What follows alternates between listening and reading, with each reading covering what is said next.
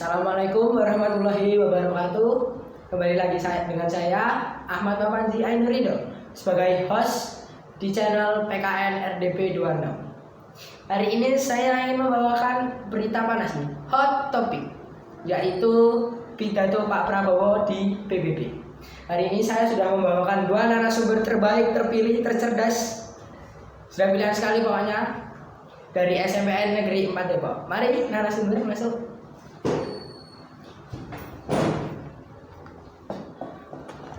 Oke, silahkan duduk mas. Santai aja ya kita. Ini perkenalkan dulu mungkin dari masnya. Ya kalau saya namanya Tayanwar Putra Fianto. Tadi saya dari kelas 9D saya. Dari kelas 9 ya, oke. Masnya? Saya masih Arafandra, biasa dipanggil Rasya, sekelas dengan Atta dari SMP Negeri 4 Depok. Siap. Oke, hari ini kan saya ingin membawakan topik yang panas nih mas, di dunia politik, yaitu sidang Pak Prabowo kemarin ya. Sidang Pak Prabowo kemarin itu kan di PBB nih. PBB sendiri itu tuh apa sebenarnya mas? PBB ya.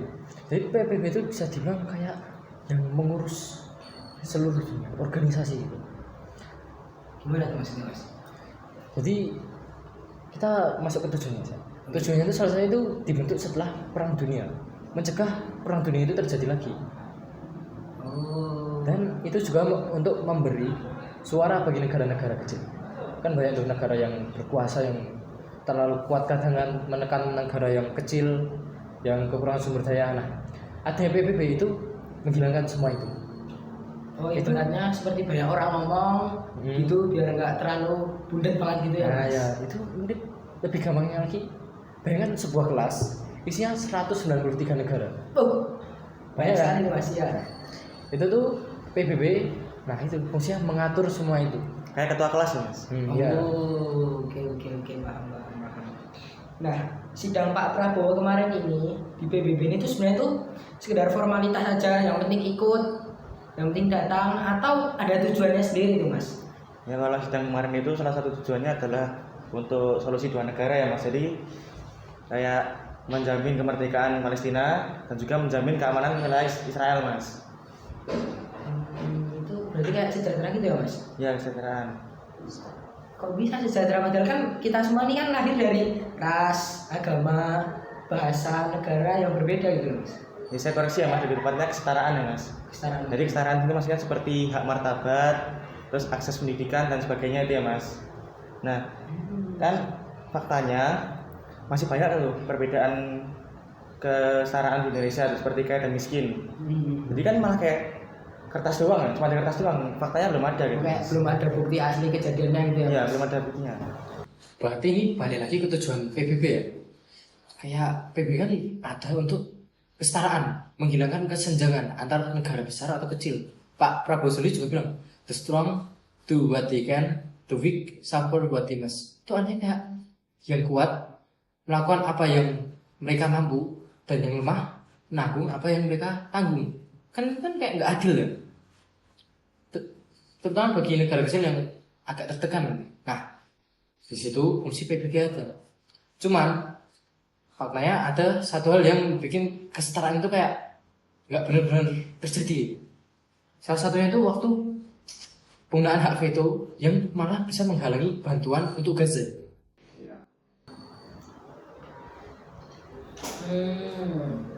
Kalau hak veto sendiri itu apa mas?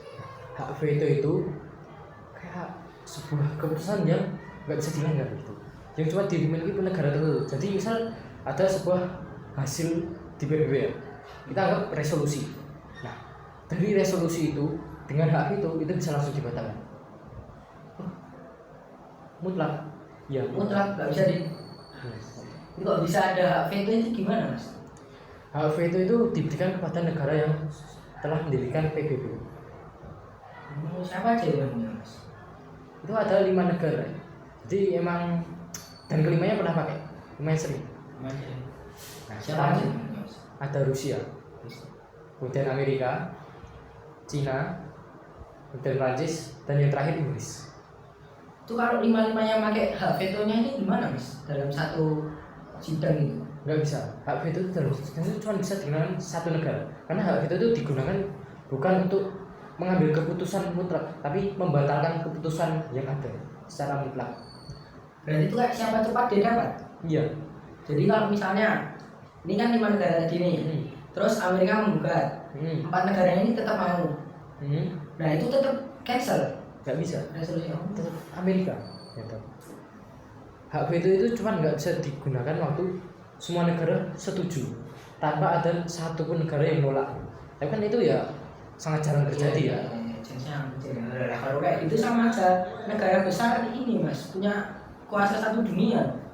Ya Pak Prabowo sendiri sudah menambahkan sebuah kata-kata ya, kayak the might cannot be right but right must be right. Artinya itu seperti kekuasaan itu nggak mesti benar, sedangkan yang benar harus dibenarkan, keadilan. Contohnya seperti di Indonesia banyak kan mas korupsi oleh para elit itu. Oh iya. Berarti itu kayak menunjukkan kalau itu tuh kekuasaan masih menang dari keadilan itu atau yang benar itu ya? Ya masih kalah lah dengan kekuasaan hukum di Indonesia itu. Berarti di luar negeri pun masih banyak orang yang menggunakan kuasanya sesukanya sendiri gitu ya mas? Kemungkinan besar iya. Bukan cuma di Indonesia ya. Terus?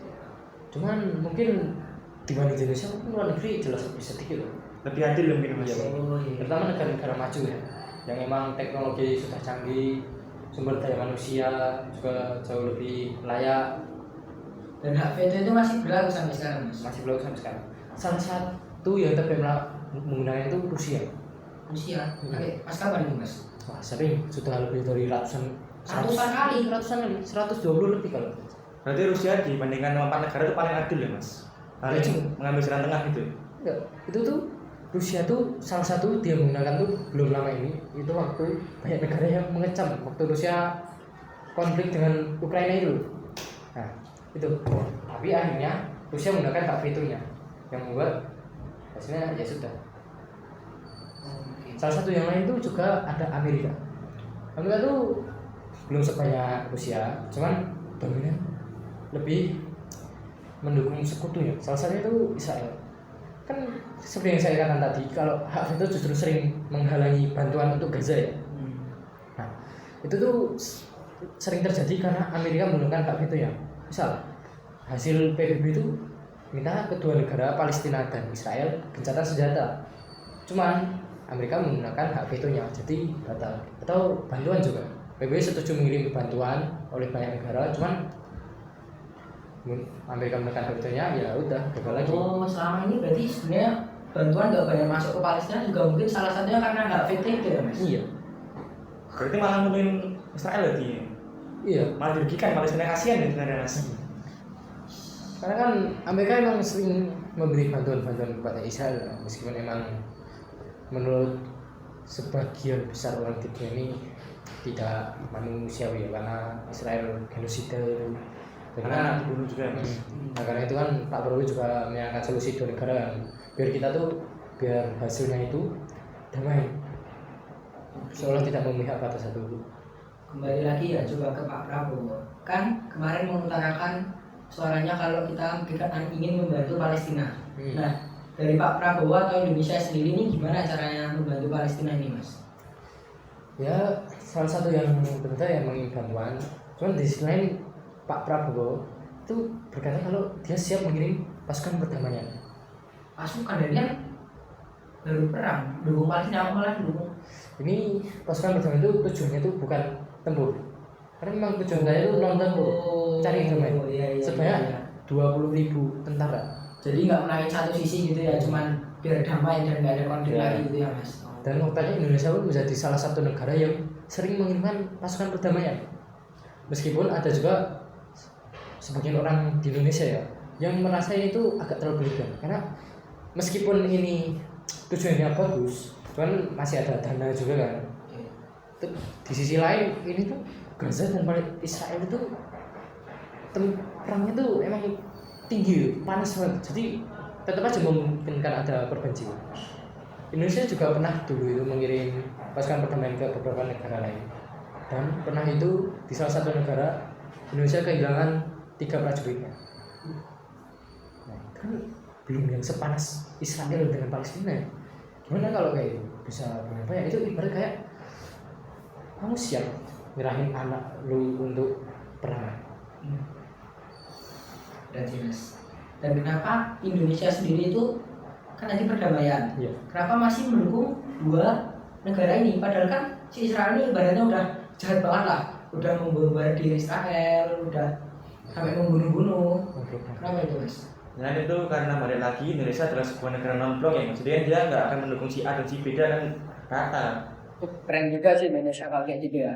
Dia mau ngirim pasukan perdamaian sampai banyak banget, sampai 1.000 sampai juta itu, dan respect. Nah kalau cara lainnya itu ada nggak Indonesia membantu konflik antara Palestina Israel ini? Jadi wujud bantuan lain dari Indonesia untuk Palestina seperti bantuan secara finansial dan pangan. Indonesia sendiri mencatat kenaikan produksi beras dan gandum terbesar dalam sejarah Indonesia. Oleh karena itu, Indonesia siap menjadi swasembada beras untuk membantu Palestina. Pak Prabowo sendiri juga menambahkan Indonesia ingin menjadi lumbung dunia. Lumbung dunia itu kan sebenarnya agak berat ya mas. Ya memang faktanya berat, namun itu wujud optimis dari Pak Prabowo. Sebenarnya kan juga gandum dan beras juga Indonesia masih impor dari luar negeri kan, jadi belum memenuhi untuk diri sendiri sebenarnya tuh. Kalau boleh tahu itu kenapa harus impor gandum dari luar negeri itu mas? Ya mungkin salah satunya karena perubahan iklim mas.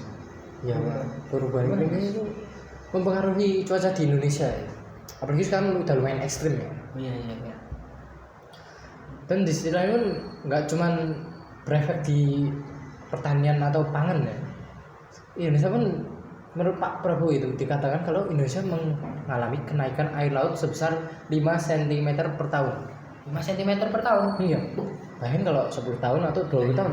Nah, kemudian setelah itu Pak Prabowo mengatakan kalau Indonesia akan membangun tembok laut raksasa sepanjang 480 km yang katanya akan dibangun selama kurang lebih 20 tahun. 20 tahun? Iya. Itu kan kenaikan laut karena apa tadi mas? Gas emisi.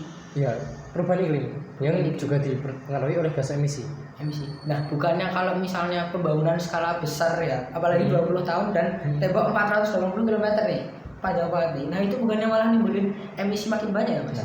Iya, menurut saya pun juga kenapa tidak dibuat program lain gitu kayak restorasi mangrove. Mangrove kan bisa menahan agresi laut ya. Oh iya.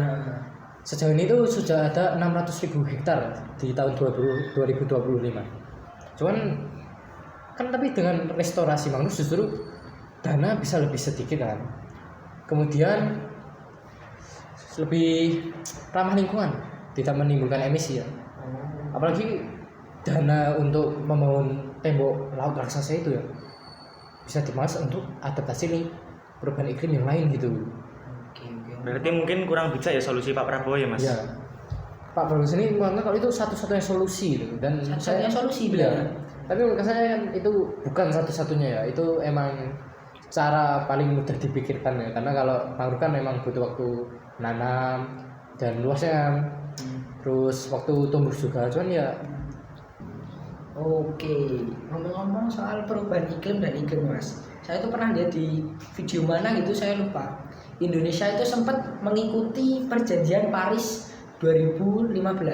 Nah, perjanjian ini apakah kontra dengan proyek-proyek saat ini atau malah pro, Mas? Sepengetahuan saya ya, Mas. Ini enggak kontra secara langsung ya, tapi secara tidak langsung itu memang berlawanan gitu. Karena di perjanjian Paris 2015 Indonesia itu menargetkan zero emisi di tahun 2060. Tapi menurut saya sendiri ya, itu tuh kayak susah deh. Dan apalagi Pak Prabowo bilang yakin akan lebih cepat, ya itu kan jauh lebih susah lagi ya, karena justru semakin waktu berjalan, semakin teknologi dan perkembangan makin maju, pembangunan makin banyak, eksploitasi sumber daya alam, yang padahal kan sedangkan untuk reboisasi misal contohnya ya hutan aja pun reboisasi pun jarang dilakukan ya. Terus kan itu emang selain itu Indonesia itu juga mengatakan, Pak Prabowo itu juga mengatakan kalau Indonesia akan menggantikan fosil menjadi energi yang terbarukan, kayak energi listrik ya salah satunya. Cuman menurut faktanya itu 80% itu masih menggunakan energi fosil. Nah ya emang sudah sangat dikenali ya, sudah banyak yang paham mengolahnya dan terbiasa menggunakannya. Oke, ngomong fosil sendiri ini mengaruh ke emisi ini apa enggak Mas? Ngaruh. Ngaruhnya Iya, itu kan. gimana? Secara langsung atau secara perlahan jangka panjang gitu Mas? Jika untuk sekarang sudah cukup cepat ya dibanding dulu. Kalau dulu kan penggunaan fosil masih sedikit, itu memang masih jangka panjang, belum terlalu parah. Nah sekarang fosil itu kan bahan bakar yang sering salah satunya untuk kendaraan ya. Nah seperti yang kita tahu, asap kendaraan kan bisa merusak banyak alam yang di Indonesia. Salah satunya ozon bisa rusak, dan itu emisi kan juga jadi naik terus kan karena teknologi makin canggih, kemudian jelas makin banyak juga kan yang menggunakan mobil atau motor. Makanya sekarang juga masih banyak yang beralih menjadi menggunakan energi listrik kayak mobil listrik atau motor listrik. Tapi saya pernah riset ya, sebenarnya mobil listrik itu nggak kalah merusak dengan energi fosil. Dan menurut saya malah untuk sekarang masih lebih baik menggunakan energi fosil itu, karena yang itu masalahnya di baterai mobil listrik itu. Kenapa? Baterai mobil listrik itu mengandung logam yang namanya lithium. Dan itu sangat kecil kemungkinan ditemukannya, 0,6%. Meskipun kamu gali 1 juta liter itu, sedangkan itu butuh berkilo-kilo, ratusan kilo. Makanya perlu banyak menggali-gali proyek besar yang malah nambah emisi gitu ya Mas? Ya, jadi untuk sementara emang energi fosil masih itu ya.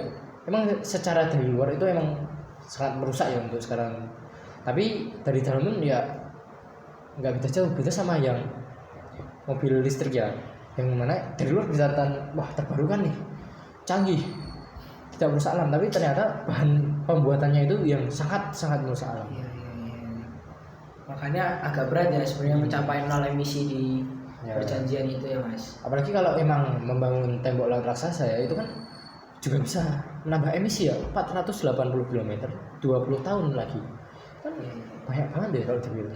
Perjanjian Paris sendiri ini sempat di-mention atau disebut oleh Bapak Prabowo sendiri nggak Mas di pidatonya? Sempat ya, dia mengatakan langsung gitu bahkan kalau di perjanjian Paris 2015 itu emang Indonesia tuh menargetkan nol emisi itu. Tapi Oke Mas. Nah, dari tadi kan kita sebenarnya udah bahas perubahan iklim, kesiapan pangan untuk masa depan. Nah ini kan sebenarnya ada masalah yang lebih berat lagi nih, yang nggak selesai oleh dua negara, yaitu solusi dua negara yang udah sempat aku mention atau singgung di awal tadi ya Mas. Nah coba sekarang kita bahas lebih dalam nih, kenapa solusi dua negara ini tuh apa sebenarnya Mas? Jadi seperti yang saya jelaskan tadi ya, kalau solusi dua negara itu membuat Indonesia dihintar dari konflik berkelanjutan, dan Indonesia sendiri juga adalah sebuah negara yang non-blok kan Mas. Tapi kenapa solusi dua negara ini susah banget diwujudkan ini Mas? Nah itu karena beberapa faktor Mas. Pertama karena pemerintah dari saya sendiri tidak setuju atas solusi dua negara, dan juga di dua negara antara Palestina dan Israel nggak saling mempercayai Mas. Dan yang Palestina juga dikritik bahwa dia terlalu lunak atas Israel. Oke. Sudah sampai panas, sudah sampai sidang di PBB kayak gini ya Mas. Sebenarnya tuh konflik masalah dua negara itu apa sih, sampai udah bertahun-tahun sampai di PBB dibahas, sampai semua negara ikut diskusi, itu apa masalah awalnya itu? itu masalah utama yang diawali itu di mana Inggris itu yang membuat migrasi Yahudi itu meningkat di Palestina. Awalnya sih masih oke aja ya, cuman jelas perbedaan kepercayaan juga mempengaruhi. Terus akhirnya mulai konflik itu, dan ada teman yang mana ini apa ya, kayak PBB ini memisahkan dua negara, jadi ada negara Israel dan negara Arab. Cuman para penduduk Arab jelas tidak terima kan, mereka udah yang tinggal situ kan, tidak lagi itu kedatangan tamu, mereka terima awalnya masih oke. Cuman kalau kayak gitu kan malah jadi bagian yang udah sering awalnya yang mereka kan kayak begitu aja, jelas nggak ada orang yang mau terima itu kan. Akhirnya perang pun jadi pecah, yaitu perang Arab Israel tahun 1948. Nah, hasilnya itu Israel menang. Yang mana itu tuh 78% dari Palestina itu berhasil dikuasai. Terus kurang lebih itu 750 penduduk Arab atau Israel diasingkan, diusir. Meskipun begitu, masih ada kerugian untuk pihak Israel, terutama Amerika yang mengalami kerugian cukup besar ya. Nah, akhirnya konflik itu terus berlanjut sampai sekarang. Nah, apalagi kan Israel terus membolak-balikan sampai ke tingkat genosida tuh. Jadi itu ibaratnya tamu usir tuan rumah gitu ya Mas? Iya, kami sih belum sampai usir, tapi masa untuk bagi lahan gitu. Oh iya. Soalnya nggak terima tuh orang akhirnya malah konflik sekarang tuh kayak mencoba mengusir itu Palestina itu. Oh ya, pantesan ya Pak Prabowo sampai mengutarakan suaranya di PBB. Ternyata tertindas itu ya Palestina. Kalau menurut Mas Hatta nih, sidang Pak Prabowo kemarin itu gimana? Ada kurangnya atau udah bagus banget? Ya kalau dilihat dari caranya dia berbicara sudah keren, sudah semangat dan berbuku ya. Tapi kalau di beberapa solusinya mungkin ada yang kurang bisa, seperti tadi yang kayak pembangunan tembok di mana itu mungkin kurang bisa dijadikan yang lebih ramah lingkungan gitu Mas. Jadi ada plus minusnya gitu. Kalau dari Mas Nasya sendiri, Gak bisa sih emang luar biasa. Itu sangat yakin Iya. saya diri. Maka sampai mungkin saya Membuat itu tuh apa ya? Karena orang kan kadang tuh itu kan mungkin terkadang ya. Jadi menggunakan bahasa yang emang asli dari lahir. Nah, apa perlu menggunakan bahasa Inggris sangat mendukung dan yakin tanpa kesalahan kata itu. ya nggak ada berikut gitu ya Mas? Apalagi di tingkat sidang PBB, Perserikatan Bangsa-Bangsa, belum lagi kan disiarkan di seluruh dunia. Ya, tetap ada biasa ya.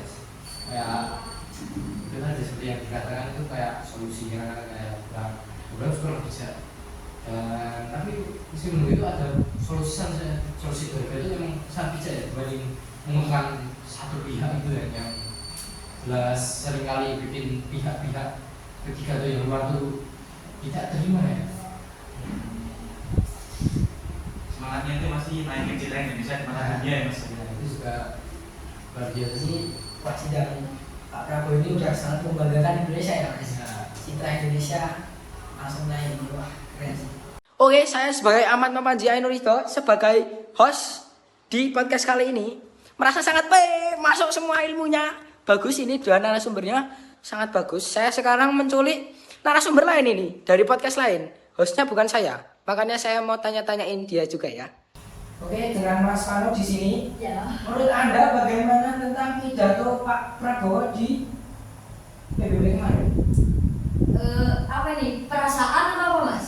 Semuanya, overall. Kalau perasaan saya bangga ya Mas, karena kan baru pertama kali itu Indonesia tuh ngomong di depan umum, di depan banyak negara lah. Nah itu tuh ngomongnya tuh dengan berani gitu, ngomongin apa isi hatinya Pak Prabowo. Gitu. Kalau misalnya kurang lebihnya di pidatonya itu apa Mas? Kurang lebih. Kalau lebihnya tadi Mas berani itu kan, berani terus ngomongnya juga lancar banget ya, pintar bahasa Inggris ya kan Pak Prabowo.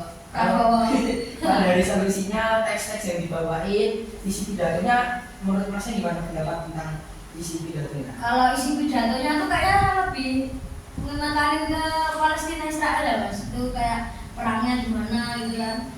Terus juga Indonesia tuh pernah masuk di itu top apa ya, penanaman padi itu loh Mas. Nah itu dia, tenang gitulah podcast itu pidatonya. Terima kasih ya Mas Fano, maaf ini saya curi tiba-tiba ini. Tak apa-apa Mas. Aku kok masuknya nih? Nah, Mas Fano, terima kasih ya Mas Fano. Baik. Mas Fasnya ini kan, kan masih sekolah nih. ya. Kok masih sempet ngeliatin sidang Pak Prabowo dan memahami sampai sedetail ini, sampai ke sana kok bisa itu? Karena itu tapi ya, sangat dibahas-bahas ya. Jadi sangat menarik itu untuk didalami. Kita tentunya penasaran ya Mas ya. Ya. Mau cari tahu juga itu. Kalau kesibukan Mas ini akhir-akhir ini tuh apa mas? Minggu ini sih lagi AR kan ya mas. Kemarin Iya, baru namanya selesai. bulan ini selesai. Iya. Terus minggu depan juga ada asas ya mas. Iya. Asas. Iya. Apa akhir semester? Iya. Minggu besok ini. Iya. Gila, respect sih kalian masih mau datang ke podcast ini. Iya. Karena apa coba kalian mau datang ke sini? Karena uang Bayar ini. Soal orang sama aja ya ternyata ya. Kalian masih sibuk ngasih tugas 24/7. Dikasih ini itu masih mau datang ke sini, masih memahami sidang Pak Prabowo yang sebenarnya kalau mungkin buat anak SMP atau orang awam itu agak susah dipahami ya. Tapi kalian masih memahami sedalam itu respect banget ya kalian. Nah, kalau masnya sekarang apa kesibukannya mas? Ya saya gini, ya main. Saya kerja cuma kalau ada narasumber gagal, baca-baca data-data dikit lah ya, biar tahu pertanyaan-pertanyaan yang bisa saya. Dan itu ya tetap Ya, ya ini kan jabatan begini Iya. dunia politik ya. Cuma masnya paham tren sekarang paham kan? Jelas, saya scroll TikTok 12 jam sehari. Jadi saya paham lah. Paris tadi tahu tentang perjanjian Paris 2015. Oh ya jelas, itu saya lihatnya juga di TikTok itu kayaknya itu mas. Saya PBB ya? Iya itu ya. Ya sepertinya podcast kita sudah cukup ya durasinya. Pas-pasnya juga mungkin ada tugas-tugas lainnya. Ya mohon maaf lah ya kurang lebihnya. Mungkin ada kata-kata. Ya, tidak ada sih. Mungkin emang Namanya saja. Terima kasih banyak ya.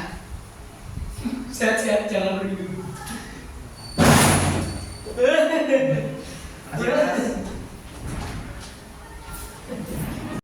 Oke, assalamualaikum. Kembali lagi dengan saya yang sudah menjadi siswa seperti biasanya ya. Ini sebagai narasumber saya tadi siapa? Rasya Ravanda absen 31 kelas 9. Narasumber tervalid. Ya. Oke, ini siapa ini? Dengan Nata Yanwar Putra Pianto, narasumber terbaik nomor 1. Nomor satunya yang mana ini? Dua-duanya. Oke. Dan saya Ahmad Mapanji Ainurida sebagai host terbaik, terasik ya. Oke, kurang lebihnya dari kita mohon maaf. Sekian dari kami. Wassalamualaikum warahmatullahi wabarakatuh.